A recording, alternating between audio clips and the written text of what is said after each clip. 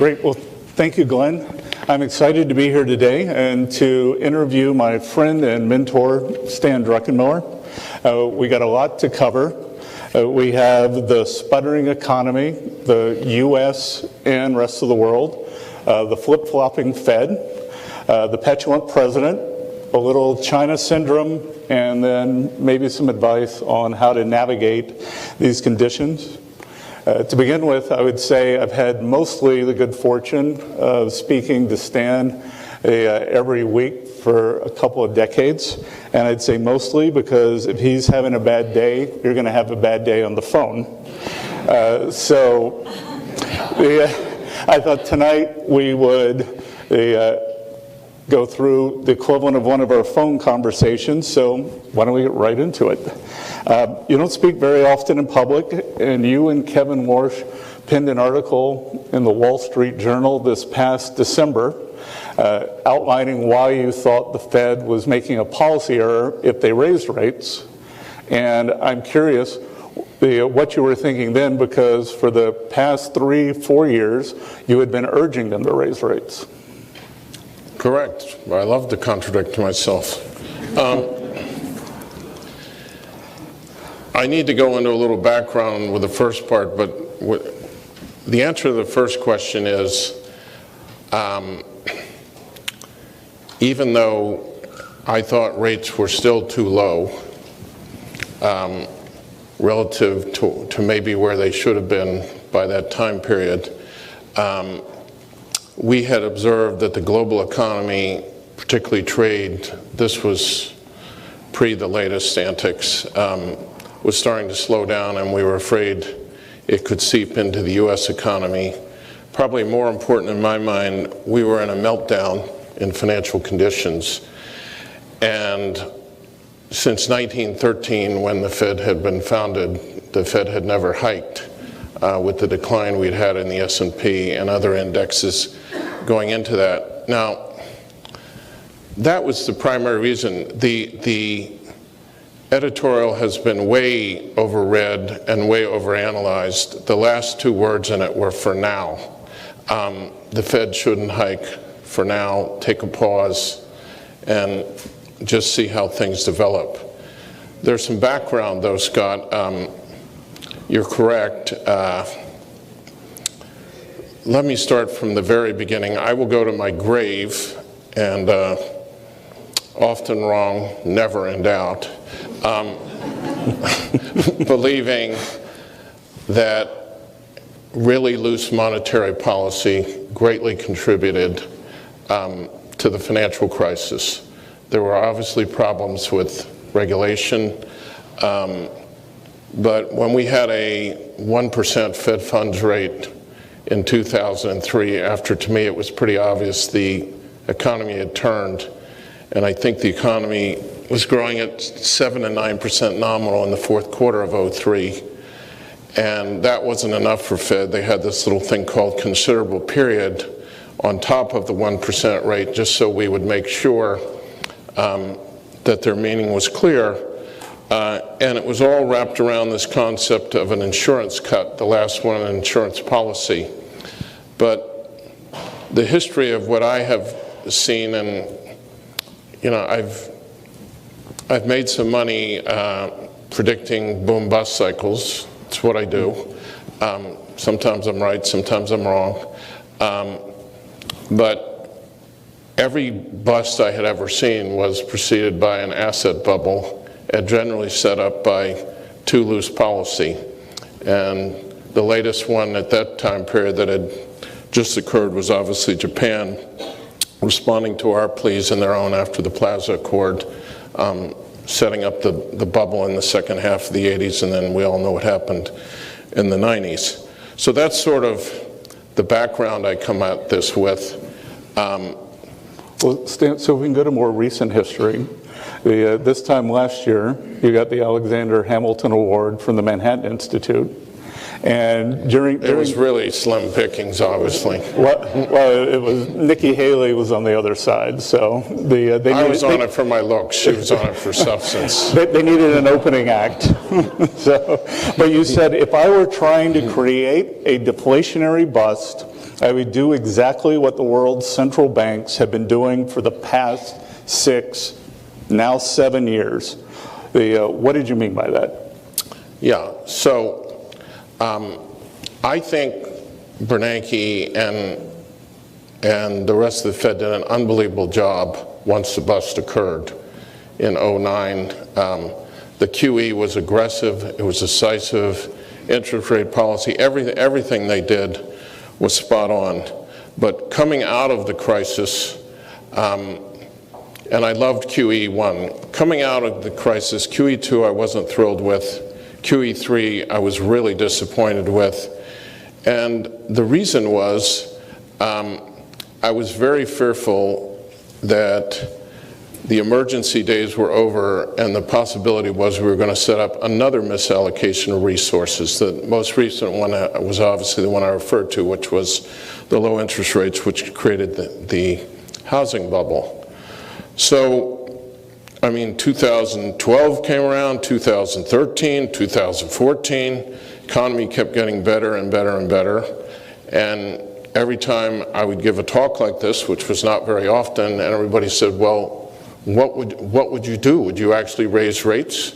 I said, yeah, I would sneak one in every time financial conditions allowed. And hopefully by some point, rates will be high enough that we'll have an appropriate hurdle rate for investment where people won't be doing stupid things like they have in last asset bubbles.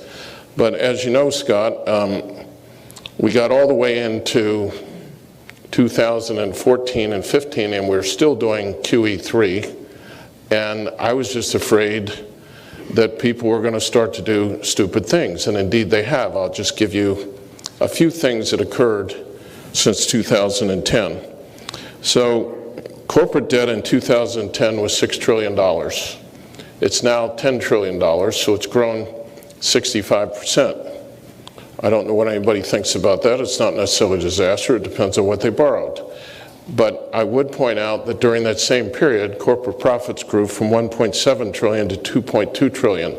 So that's cumulative over 8 years. So on a $4 trillion increase in debt, we got 500 billion in corporate profits, but it's worse than that. The interest cost on the extra 4 trillion in debt only went up 23%, from 475 to 565 billion. So think about the horrendous productivity of capital here. You increase your debt 65%, but your interest costs only go up 23%. You would think your profits would explode with that formula. They went up 29% over 8 years, not in 1 year. You know, they compounded with less than a 3 handle. You might ask, wait, corporate profits have been great. No, I'm talking about total corporate profits, not earnings per share, which is the other misallocation of resources. During that time period, 5.7 trillion buybacks, financial engineering, versus 2.2 trillion in capital expenditures. And if you go back to 2010, capital expenditures were 20%, buybacks were 20% of capital expenditures. They're now 55% with a much higher stock market. So you can sort of see where I'm going with this. You're getting a pretty gross buildup in the private sector. And by the way, if you look at it, the companies that are growing, innovating, they're not the ones who are borrowing the money. It's not Google or Facebook. They're spending their brains out on innovation. It's old, dying retail companies. Companies with, by the way, 24 square feet per capita in this country, and that number is 3 in Germany and 2 in China. But we have all these zombies walking around. So here we are in probably the most innovative, I would say, economic disruptive period since the late 1800s, and you hardly see any bankruptcies because there have been no market signals from the Fed. Now, this is pre the last year. We'll get into that. But there's one other problem with all this, and that's our government. Government responds to market signals too, and the clowns in Washington, unless they get a signal from the bond market, they're just going to keep spending. So for the first time in history, we have massive deficits at full employment. Estimates are this year there'll be $1 trillion. God help us if we get in a recession. If you just take the mean of what happens in a recession, that would go to $1.8 trillion. Debt to GDP has gone from 65 to 105, so you get the drift. So this is where we were going into this fall.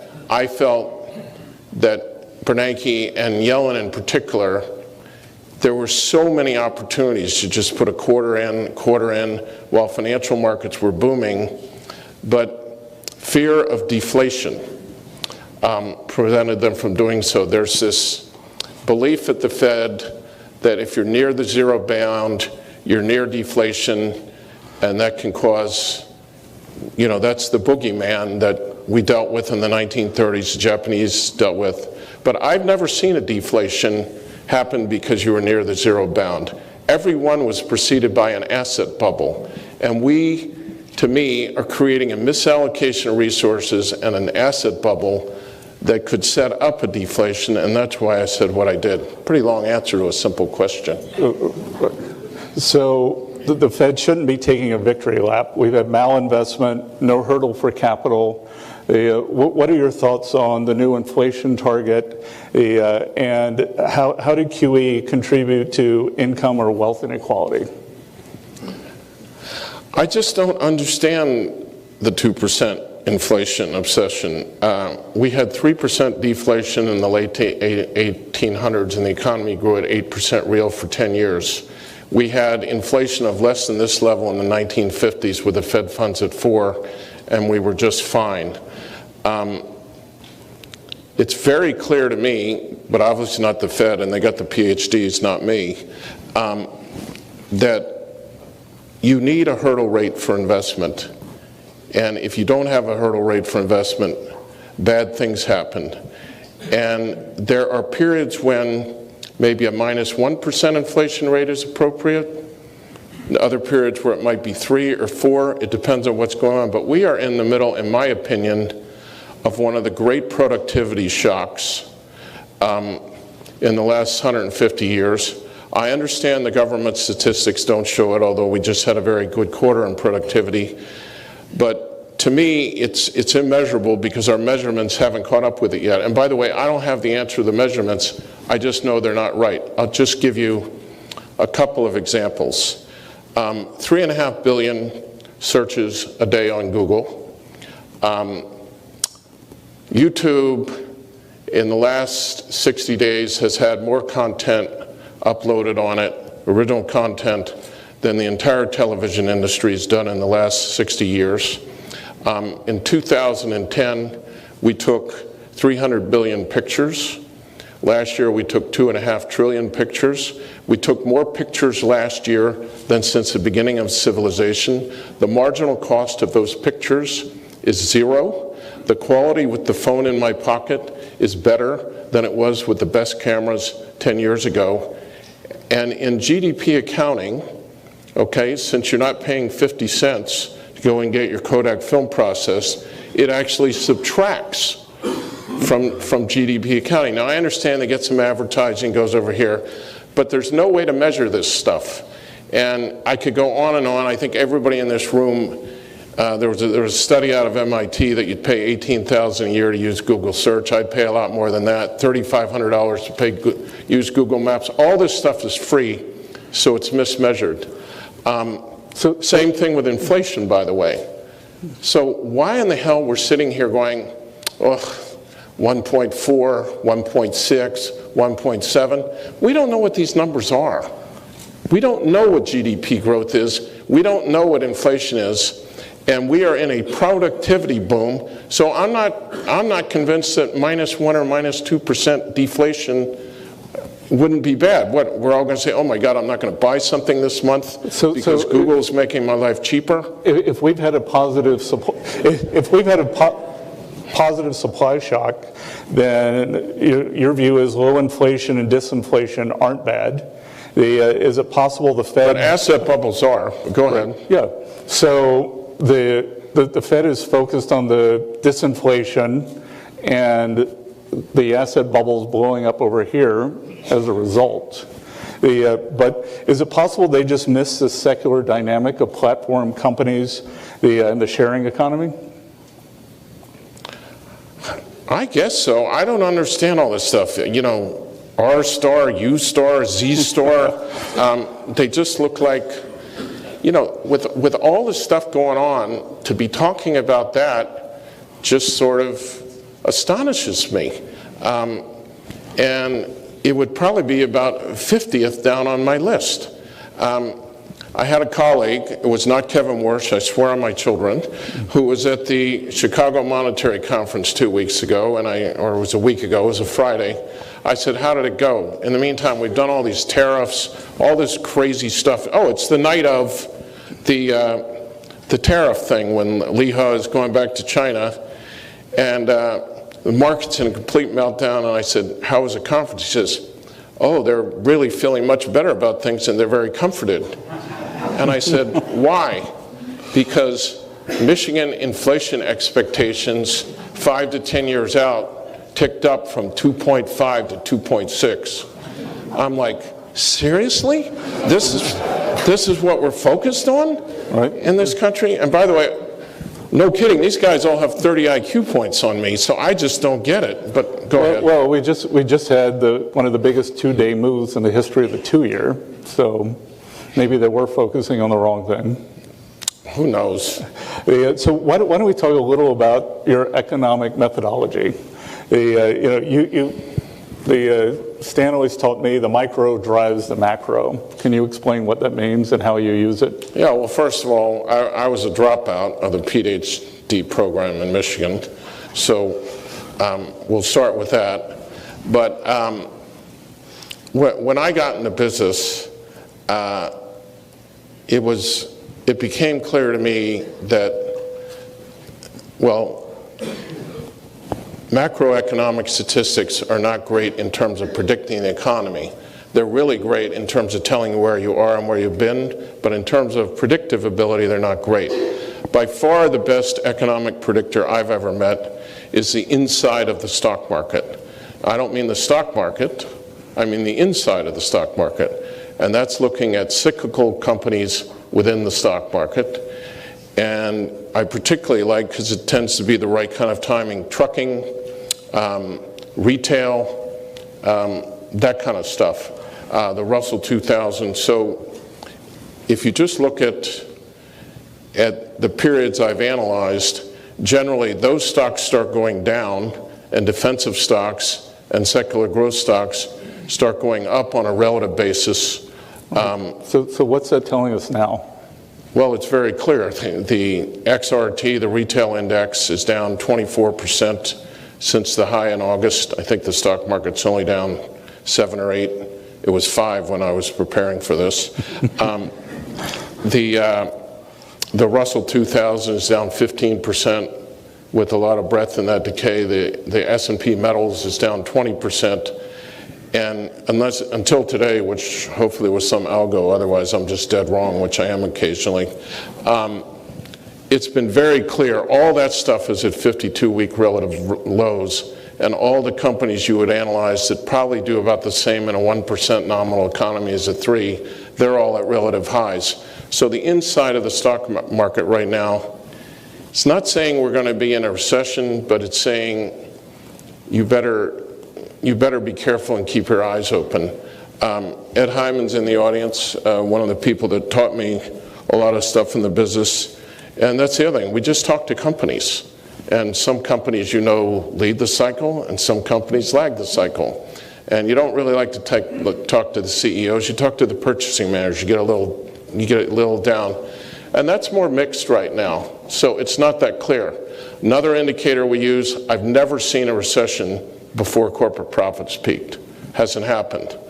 That was great news until 2 weeks ago when we got our first flow of funds account, and it turns out corporate profits looked pretty bad in the first quarter. They were down, and if you look at margins and labor, tariffs, everything else going on, it's inconceivable to me that that wasn't the peak in corporate profits. So we're now 5 months into that. So I am not willing to say we're going down, but I'm willing to say there's a lot of warning signs out there that give me great caution. Down in the economy. Yeah. Yep. And not to mention the obvious, trade wars, killing animal spirits, all that kind of stuff. I'm trying to cite some of the unobvious.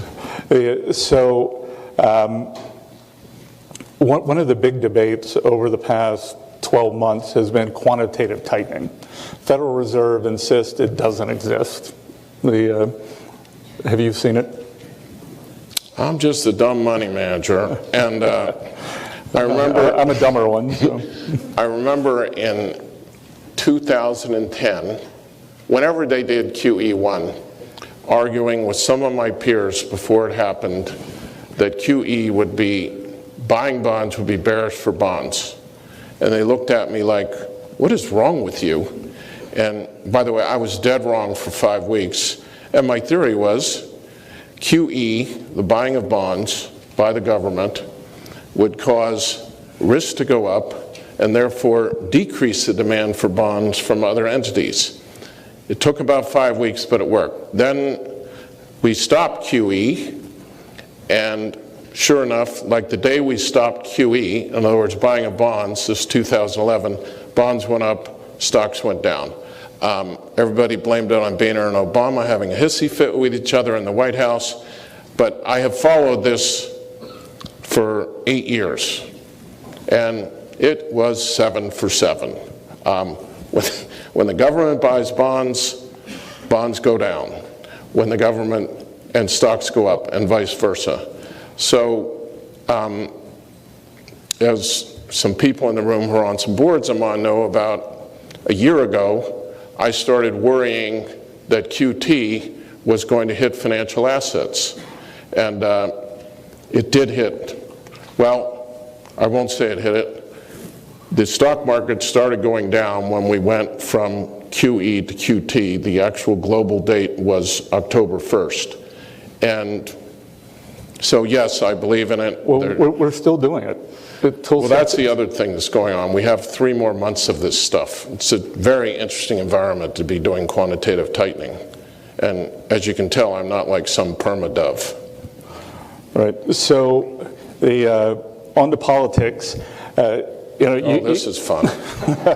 So you and I have talked. We thought tech was the ultimate disruptor in the economy, but now we don't have a black swan. We have what I call an orange swan, and it's an original, by the way, and it's now traveling the industry.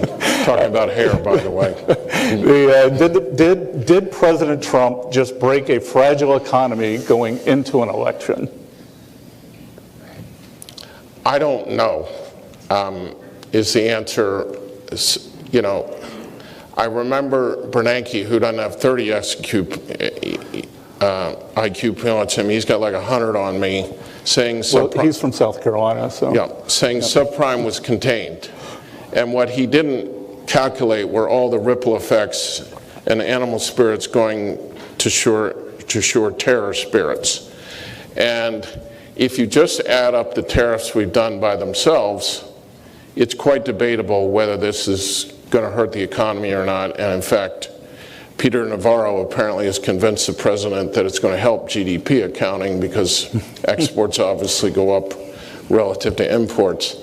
But there's a good chance that by hindsight, and by the way, I got caught with my pants down. I didn't see him doing what he did, but I also didn't see this. Looking back, the ISMs, factory orders, a lot of stuff was rolling over a month before we did our China thing. So my real answer is I don't know. B, it really concerns me that yes, he may have. All right, so in 1992, when you started teaching me macro, my impression was it was half politics, half economics. And then in 2002, after the dot-com, the money spigots got opened, and it was all just money. Now it seems like we're back to politics. The matter as much as money flows. How should we think about that? In April, I was so bullish. I was 93% long when the guy did his thing. And I said, well, the only risk is political, but everybody knows they're not going to be stupid enough to have the trade deal blow up. So I was wrong. We're in a bear market in politics. I mean, there's just no question about it. In every country across the board, you've got this populism, this protectionism. I don't care what they say. I will go to my grave. You're not going to tell me that protectionism is as good as free trade. I just don't believe it. So, and this weird sort of populist thing, and I'm glad you mentioned the Hamilton speech, because I think I named it, "Can we try capitalism?" We just seem to be moving further and further away from it, where the president attacks Amazon or he attacks AT&T today because apparently CNN kicked him off, and just all this stuff. It's not good. Does it matter? I don't know.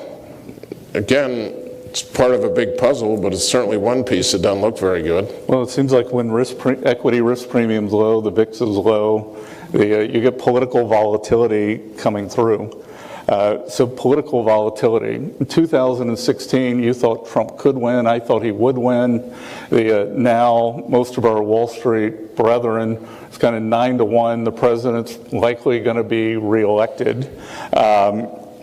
What do you think's priced in, and how do you think the market should think about this? Well, I try to avoid these tout dinners, but when I go to them, if I ask if presidents can be reelected, they don't say yes, they sneer at me and go, of course. So I assume the market, whatever that is, thinks he's going to get reelected. I personally think it's going to depend on the Democratic candidate, but he drew us inside straight. He won 7 out of 7 states by less than 0.5%. And if you go county by county in Pennsylvania, Michigan, and Wisconsin, he is in deep, deep, deep trouble. And that was with the economy growing at 3%.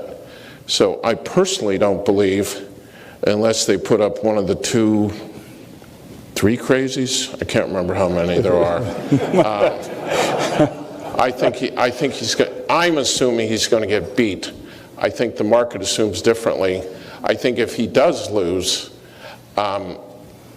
particularly if I'm wrong and a crazy beats him, I mean, it's worth a lot of PE points, a lot. So you think Trump off the leash in 2021 or Comrade Sanders is worse for the market? I'm going to write in for you. That'd be terrible. So, all right. So now the panda in the room, China. Yeah. Can you frame that for us a little? Yeah, I think those who believe a conflict between the United States and China is inevitable, and apparently most people believe that.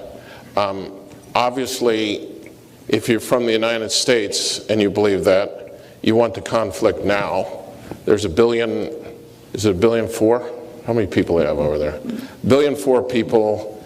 They're catching us and probably good chance pass us at some point technologically. We have no chance against China if there's a conflict in 30 years. If you're China... But wait, an economic conflict or a kinetic conflict, or both? Either. Okay. Either, military or economic. If you're China, I think if you think there's going to be a conflict, you have the same view. Don't know whether we can win now. We're definitely winning if it happens in 30 years. So I think this is probably the genesis of this. On the very immediate term, as I said, I did not expect the lovely tweet that interrupted my golf game on Sunday afternoon about a month ago. But having said that and seen the situation from then, my impression is that at this moment in time, which is the only thing you can ever say about Trump at this moment in time, he does not want an extra $325 billion in tariffs. He doesn't see any marginal gain from that, but he does want tariffs on when the election happens. He wants to run on tariffs. He thinks they are a winning formula in the swing states, and the belligerent, sort of verbose, pressure he's putting and the braggadocio toward China, he's giving Xi Jinping no off-ramp to make a deal. And it's funny because 3 weeks ago, I thought I was here and the market was here on the prospects of a deal, this being no deal. And I think the market's kind of here now and I'm here. So I'm not that much more negative than what's priced than the market itself, but my working assumption is with the economy here, I would have told you a week ago, and the S&P here, there's no chance of a deal. But my guess is the economy is not going to be here in November of 20, and I don't know where the S&P is going to be, but I think those will factor into it. But it's bad, and the Huawei thing is real. Right, so when we were talking yesterday, you said you thought if we get the decline in the S&P and the Mexican tariffs were bad for the U.S. negotiating position. Yeah, they're terrible. I mean, Xi Jinping got to be doing cartwheels because Li Ho comes back. He's a reformer. He thought the deal was not just, he thought the deal was actually in China's interests because it undermines the SOE and does a lot of other reforms. The old guard in the Politburo, and in my opinion, Xi Jinping, did not feel that way. They came back. It was pretty obvious that Lighthizer had taken Li Ho's pants down in the negotiation when the Politburo saw it, and Xi Jinping, that was the end of that, but there was still some fight. But can you imagine trying to defend the deal if you're Li Ho this week after, I mean, okay, there's a problem at the border, but economically in NAFTA, Mexico did everything we asked, it did everything right. And this is how the guy behaves if you make a deal on him. So to me, Xi Jinping and the hardliners just got a very, very big gift from Donald Trump doing what he did to Mexico. So you're not a nationalist, you're not a monopolist, but today the Justice Department opened an investigation into Amazon, Google, and Apple. And it seems like the opposite of what China is doing with Huawei in terms of defend, protect. So this is amazing to me. I'm not a nationalist. I don't even know about this economic war. But if you are going to have an economic war with China and you're looking ahead, okay, where do you fight the war? To me, you fight it with AI, and you go where the future is going. So the minute this trade stuff started happening last fall, they started easing up on their private sector, particularly Tencent, Alibaba. They're huge supporters of Huawei. They're oiling their whole high-tech machine, all their engineers. What are we doing? Oh, we're saving steel, coal, aluminum, really the future here, guys. And what are we doing with our leading tech companies? We're throwing sand in the gears and making their life miserable. And by the way, if I hear one more clown on TV telling me that Google's anti-innovation, by the way, I do not own Google, come on. I mean, look at the products we're using from that company, and the reason that stock's not higher is they're spending a fortune trying to do more new stuff.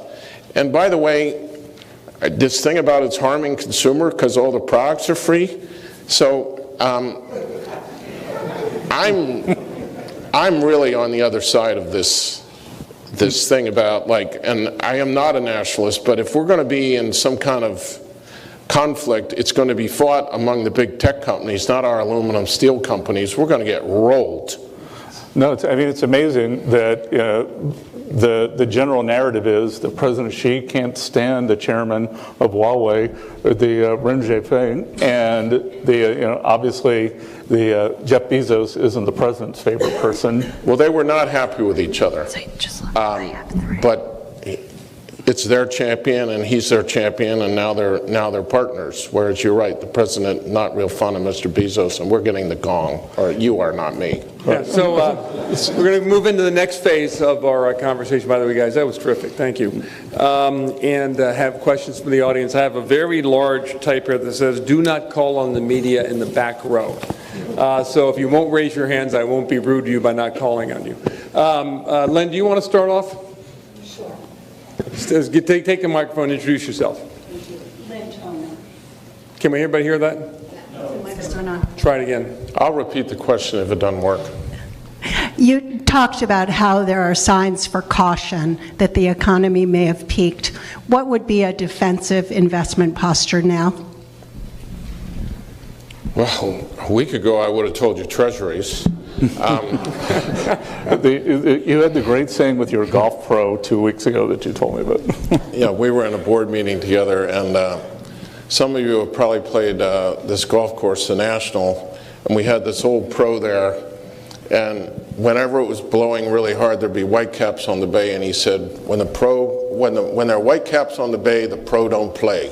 And when the Trump tweet went out, I went from 93% invested to net flat and bought a bunch of Treasuries, not because I'm trying to make money, I don't want to play in this environment. There are going to be better environments to take a shot. So I think if you're confident in your long-term view and your ability to make money, this is not a great environment to be going and betting the ranch in one way or the other. Not short, not long. It's in terms of the economy, though, if you believe that, the obvious posture would be Treasuries, but I actually own a lot of Treasuries, and when I bought them, I wasn't sure rates were going to go down. What I was sure is they weren't going to go up, and I thought they were a one-way bet. But with the 2-year at 184, you got 75 basis points of carry in that thing right now. That's the way the roll goes. It's a two-way bet, so they're becoming less interesting. But if you believe the economy is going to deteriorate, they're the best game in town. Gold's not bad either. Other questions? Someone else here? In the back row there, gentlemen, and then we'll come over here in a second. Thanks so much, Stan. Warren Buffett has called Bitcoin rat poison squared. On the other side, you have folks like Peter Thiel, who I think most people in this audience would agree have done a better job at being ahead of the curve in predicting disruptive technologies. Could you share your thoughts with us about Bitcoin? It probably is one of the few asset classes in the world that has done a better job rallying over the past few months than Treasuries. I look at Bitcoin as a solution in search of a problem. I don't understand why we need this thing, and the great thing they're out there talking about is a stable cryptocurrency. Well, to me, that's called the dollar. Now, if we keep weaponizing tariffs and sanctions and everything else we're doing, maybe 5 or 10 years down the road, but the pro don't play, I just don't need to be playing in Bitcoin. I wouldn't be short it, I wouldn't be long it. I don't think I'm a Neanderthal, which is what I've been called when I said I didn't want to own Bitcoin. They keep telling me it's going to be a store of value like gold. Maybe, I mean, it could go to $1 million, but I don't understand why it's a store of value, other than you can't create it. Well, there are a lot of things you can't create that aren't going to go to $1 million, so. Other questions back here? It's only young, yeah, right there. Two quick questions, Stan. One, when you went through your political analysis, you seem to imply that the crazies are worse than the president. Are there any so-called enlightened Democrats, and could one of those guys actually win? That's first question. I got one short follow-up. I didn't mean to imply that they're worse than the president. If I vote for Scott, think how bad they both are.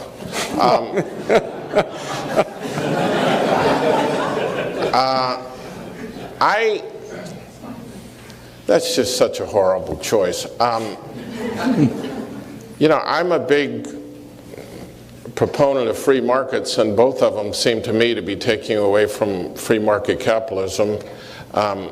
Obviously, if you're investing in stocks, you're going to like Trump better than the crazies despite all the interventions he does. But, you know, I'm just depressed about both sides of the coin. I will say that one thing that really annoys me is, and I'm not a hater, well, sort of, is this narrative, well, the policies are great. Well, first of all, there's more than policies to the job of the President of the United States. There's the dignity of the office, there's the role model you're setting for the rest of the country, there's leadership, and to me that's an important part of being president. But by the way, I don't know how great the policies are.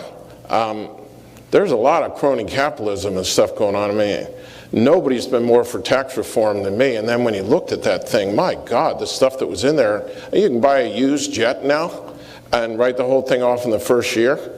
It's bad enough that I'm going to buy a new one, and I can write all that off, and I can see how that causes production.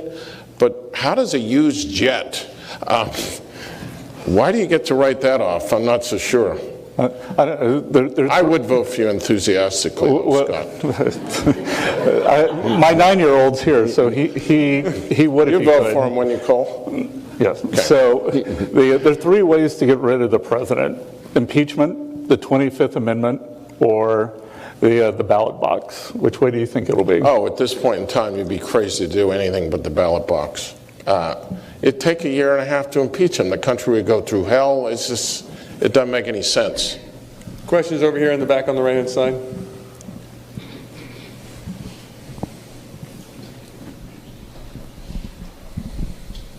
Thanks, Dan. Alberto Musale, Events Asset Management. You spoke of markets from the issuer side.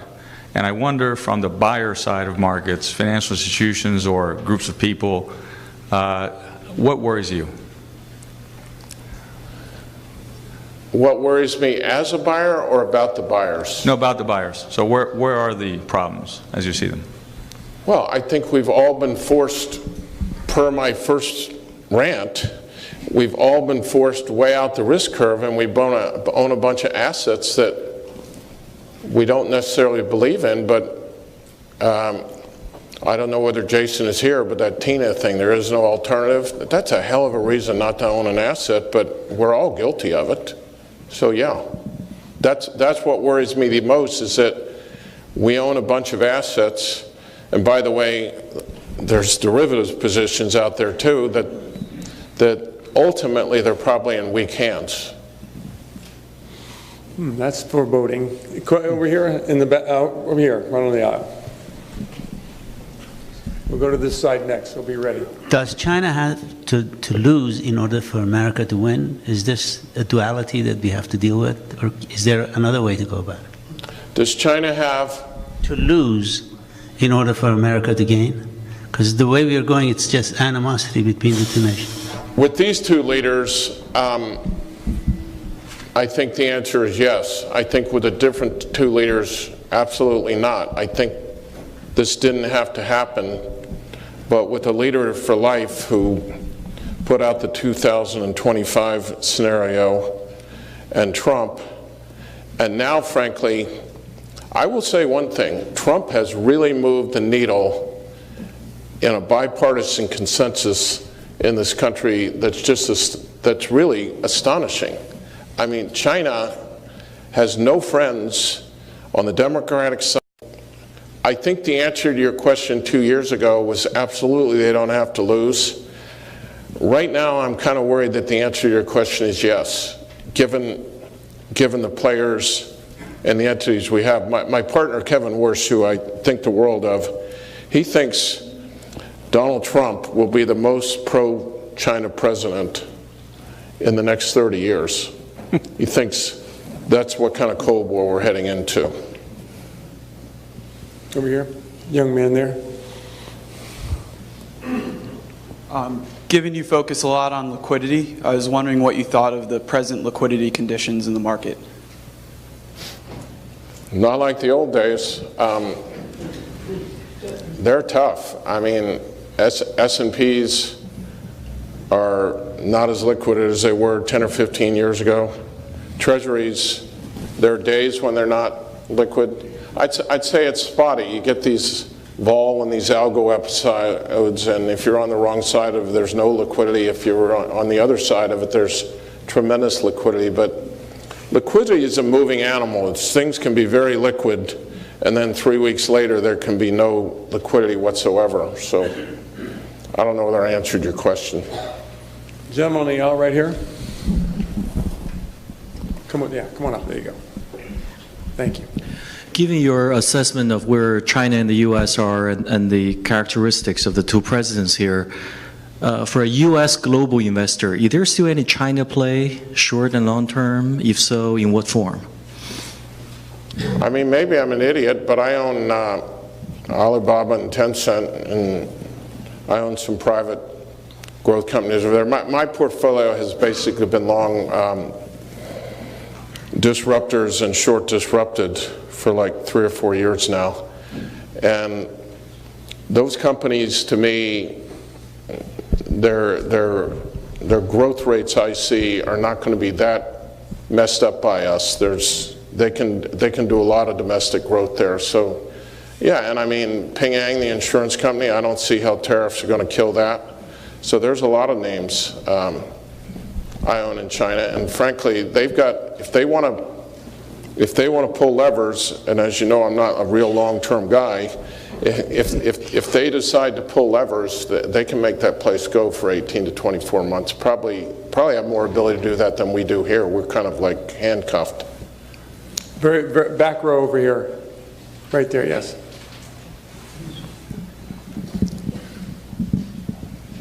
Stan, I'm curious to hear your prognosis for the evolution of the hedge fund industry, given sort of what seems to be the rising trend of titans like yourselves converting to family office. Do I see more of that, or my view of the hedge fund in general, or? The hedge fund industry in general and how it's likely to evolve. Well, the hedge fund industry, to me, had like 8 to 10 savant superstars in the 70s and 80s, and they charged Rolls-Royce prices, and they were expected to make 25% a year, and those 8 to 10 guys did.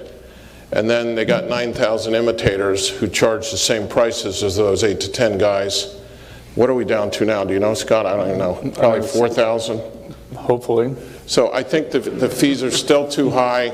We're still going to shrink, but there's probably 5 to 10 people out there, women and men, who are worth more than the fees right now. So there's still going to be superstars, but we need to get back to like maybe 200 or 300 from 4,000. And if you make a large donation to the club, Stan will tell you who they are.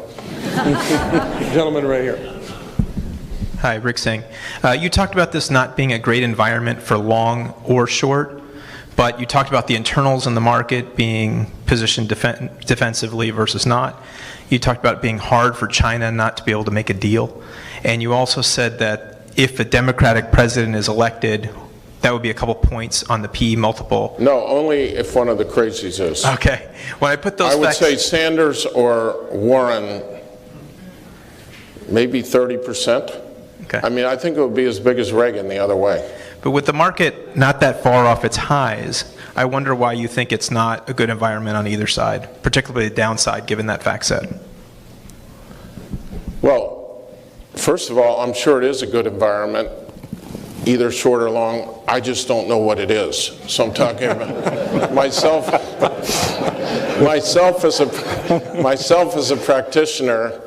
The disciplines I've used over the years, I like to make very large bets, very concentrated, when the ducks are lined up and I can analyze it.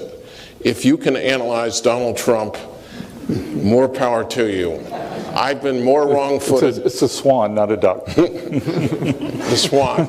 I've been more wrong-footed by this guy, and shame on me. But what I have done, and it's worked, sure as hell didn't work today, but it's worked, is I've been long a lot of these secular growth companies that I think can do spectacularly well in a 1% nominal growth environment.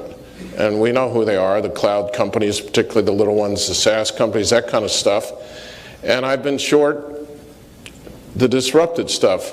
The biggest problem for me is I made 70% of my money when I was competing in bonds and currencies. And the central banks have really, I can't make 30% a year anymore, and I don't even charge fees now. So it's a depressing environment. One last question here, the young man back there. Hi, Stan. Oh, sorry. Do you think that in a prolonged downturn, the Fed would consider using negative rates, and what would that imply for the U.S.? Oh yeah, they're going to do the works. I mean, these guys. I did a Bloomberg interview. Am I allowed to say that? The day before the Fed meeting, and I said one of the reasons I didn't want them to raise rates, because if they did, I thought we'd have a meltdown, and it would lead them to get really crazy. And you know, stuff that I thought was brilliant in 2009 and should be used once every 50 years is now sort of being discussed as part of the toolkit even for like a recession. I don't know what they're going to do with negative rates, but one of the reasons I own the 2 years is I could easily see them going to zero in the next year and a half, easily. And if I had their criteria and set out what they have laid out their metrics, I would say the odds are very high that they're going to cut 50 to 100 basis points in the next year. I'm not saying I would, but I'm not in charge, thank God. But yeah, I think you're going to see, if this thing ends up being a misallocation of resources-led problem for demand down the road, everything I see out of central banks globally is radical policies ahead and an attempt to fight the thing. Okay, so before we close tonight, I have a couple of quick announcements. The three of us aren't allowed off the stage by Barbara Van Allen until I get through these quickly. The first and most important probably is the bar is still open and the food is still available across. We've paid for it till 7:30, so please come across and have a cocktail afterwards. Tomorrow, we have Brian Moynihan, CEO of Bank of America, at lunch, is that right? On June 19, David Petraeus, says here former CIA director. I do remember he had a military career of some note as well. June 19, June 24, a former Economic Club board member, I think, certainly member, David Malpass from the World Bank Group. Gentlemen, thank you very much for an enlightening and interesting. Thank you, John.